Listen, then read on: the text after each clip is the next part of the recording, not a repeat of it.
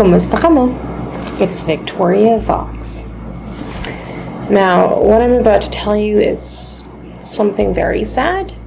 An accounting student jumped off from the 20th floor of a top-tier university because of low grades. I wish I could say this was an isolated case, but this scene has been on repeat for years.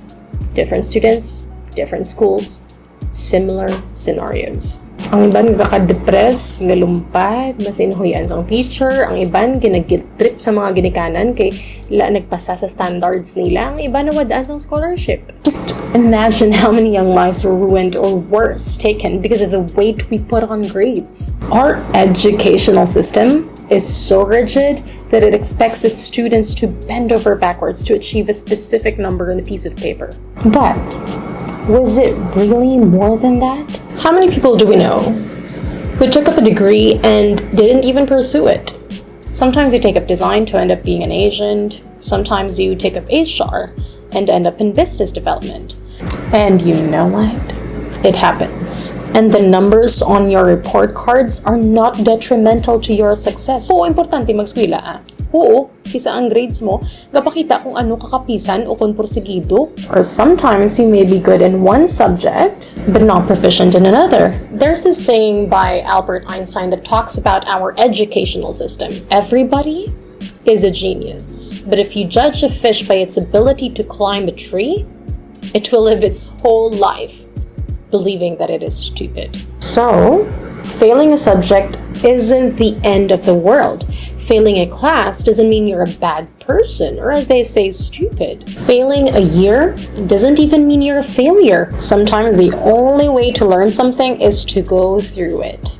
And I know, because I've been on both sides. I was a student on BFA Industrial Design. I strived to do my best, and no one pressured me to have high grades or to graduate with honors. I pressured myself. I wanted to excel in what I do. Even if it wasn't the primary course I had in mind, I just went with it. Looking back at it, yeah, it was a great achievement, but one that I felt I never really needed to flex 24/7. If people were to respect me, it's because of who I am, not because of my grades. If I were to land a job, it's because of my skills, not my grades. After I graduated, I became a college educator. I saw students who worked their butts off to get the grade they wanted, but I also saw students who thrived in other areas. Their grades were so-so, but I recognized the potential anyway. I never appreciated late submissions, but what I do remember saying to them about grades is, a grade is just a number. It is not a reflection of your hard work and perseverance to learn. Sometimes you learn when you fail. When you fail, you'd learn what not to do again and improve upon yourself to grow. And now that I'm an entrepreneur and have worked with several people from different backgrounds, some academically advanced, but others talented even if that wasn't reflected on paper. As a hiring professional, balaan ko nga budlay magpangita sa mga tao nga makadeliver sang results. But guess what? The people who usually land the job and actually get the job done are not the honor students who do everything by the book. It's the people who are determined enough and willing to think of solutions that are unorthodox and out of the box. I actually stand by what Bill Gates said about hiring. Well, sometimes I choose a lazy person to do a hard job because a lazy person will find an easy way to do it. I've worked with cum laudes, summa cum laudes, but not nearly as diligent with work. Maybe I haven't met the right kind of honors students. I don't know. And I've hired every regular student who greatly excelled. It's funny, is some companies' HR department put high recognition for grades, the school you went to, and less on potential, grit, personality, and skills. Mas importante pa ang grades. So, from a managerial point of view, importante ayahan nga taas ang grades ng tao nga gusto ko i-hire? Hindi. Pala nyo, mas importante nga kaya niya mag-obra sang insyakto. Mas pilion na mo ng bagsak sa school, pero mayo man iya-obra kaysa sa cum laude gani, pero hindi man ka-obra sang insyakto. But that's the thing. Some students are so fixated on the grades that they see on their cards that they attach their worth to to it. Wala ako man ginahambal nga hindi ka mo mag-eskwelahan. Wala ako man ginahambal nga magpa-fail ka mo on purpose. My point is, hindi pag-isalalay ang pangabuhi mo sa grades. You are worth much more than numbers on your report card. When you look for a job, your employers weigh you based on what you can do and what you can bring to their company. You know, your grades are just a bonus. Also, it's better to tell the truth on your resume than to lie about it and not end up doing the job. What your grades say about you isn't how good of a person you are. It is not a measurement of what your brain can do. And it is definitely not a measurement of where you're headed in life. Your grades are just a measurement of how well you take in the information that was fed to you. Just think about it. Most of the years we spent working for grades, we were very young. But who you are today, who you were when you were a child, when you were a teenager, are very different. Sure, some things may have stayed the same, but most parts of you for sure changed. And that's what the work interview is for, to see how much you've grown and what value you can offer and how much skills you can share. When you're still in school chasing after the top 10 list, abi mo, dira nakasalalay ang katauhan mo. Some people think that just because they're on the honors list, they all of a sudden are worth more, and those that have to take a subject the second time are less. That's not true.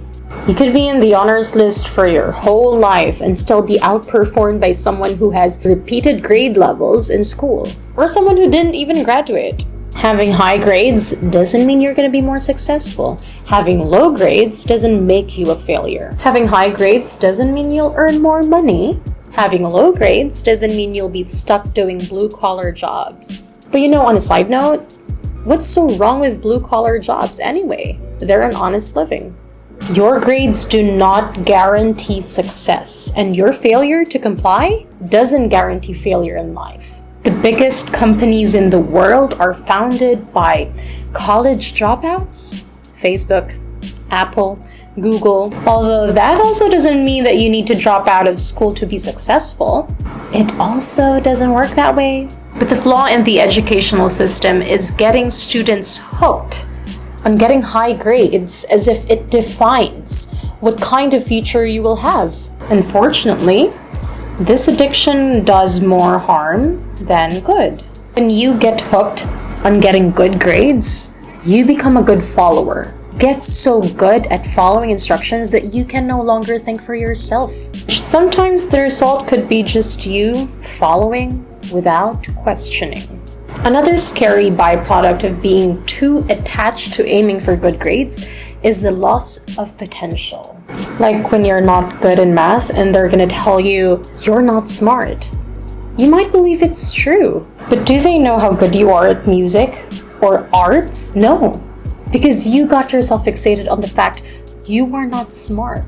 Your potential is lost even before you discover it, all because you weren't top of the math class. Lastly, as sad as it may seem, when our families expect only greatness from us, we are pressured to stick to the course we never liked or jobs that we were never happy with, because sticking to it is like sticking to that grade that never really defined who you are or what you want out of life, just to seem successful or that you can keep a job. Yes, school matters, your education matters, but your grades are not reflective of who you are. What matters are the values you learn in school, how you learn how to deal with failures, knowing yourself and what you're capable of, knowing which areas you are good at, learning how to stand up for yourself and what you believe in. Showing up and doing your best is more important than the number you get from trying.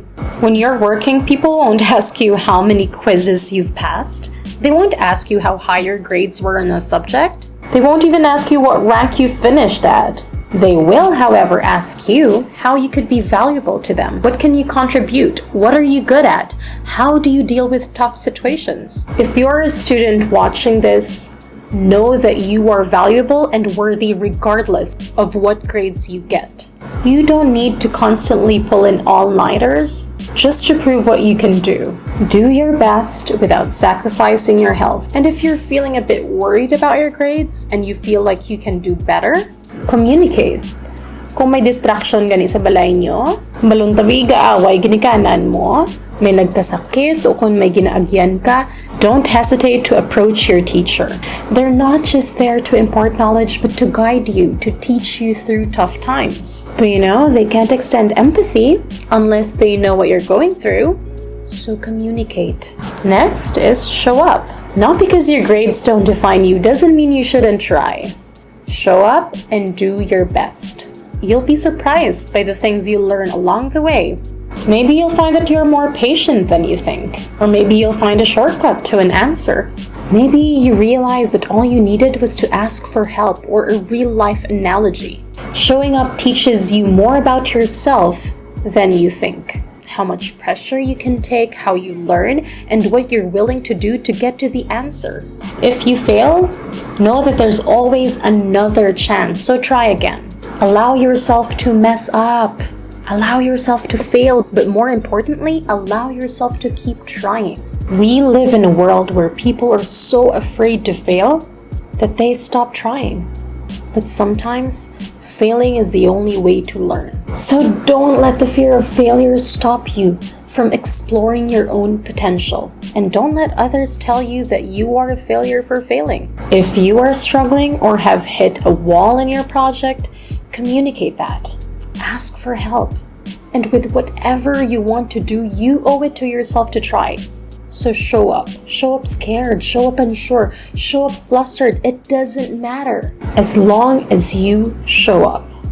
And if you fail, embrace that and allow yourself the chance to try again.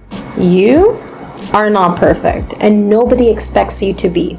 So stop pressuring yourself with too much. It's okay to fail. It's okay to make mistakes. It's okay to mess up. Your grades do not define you. They are not the end all of your life. So stop treating them as if they were. You can be successful. You deserve to be respected. You are worthy. This is the 44th episode of this makeup therapy series, and if you like content such as this, please hit the like, the share, comment your thoughts down below, and don't forget to subscribe.